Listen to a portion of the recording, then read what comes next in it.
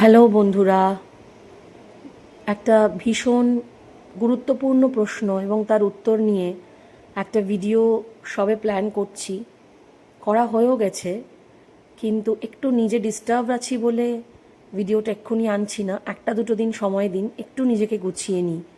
আসলে ব্যাপারটা একেবারেই এরকম নয় তো যে আমরা যারা ম্যানিফেস্টেশন প্র্যাকটিস করি, নিজেদের মতন করে ম্যানিফেস্টেশন প্র্যাকটিস করি, ল অফ অ্যাট্রাকশন প্র্যাকটিস করি, আমাদের যে কখনো মন খারাপ হয় না, আমরা যে কখনো ডিস্টার্ব থাকি না, আমাদের যে কখনো প্রবলেম হয় না, তা কিন্তু নয়।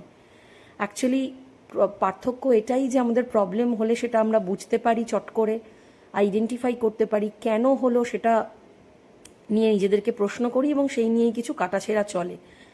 এবং আগে যেটা হতো, এক সপ্তাহ দু সপ্তাহ চলতো, এক মাস মন খারাপ থাকতো, ফ্রাস্ট্রেটেড হয়ে পড়তাম, ডিপ্রেসড হয়ে পড়তাম, কাজ করতে ইচ্ছে করতো না, সেটা এখন হয় না। এখন দুটো তিনটে দিন, চারটে, 3 দিন ম্যাক্সিমাম 72 আওয়ার্সের মধ্যে কোপ আপ করে যাই, সিচুয়েশন আবার আগের মতন হয়ে যায়। পরিস্থিতি যেমনই থাক, নতুন কাজে ফেরার আনন্দ সব কিছু নিয়েই হই হই করে কাজে ফিরতে পারি। ফলে শুধু সেইটুকুনি সময়ই একটু চেয়ে নিচ্ছি।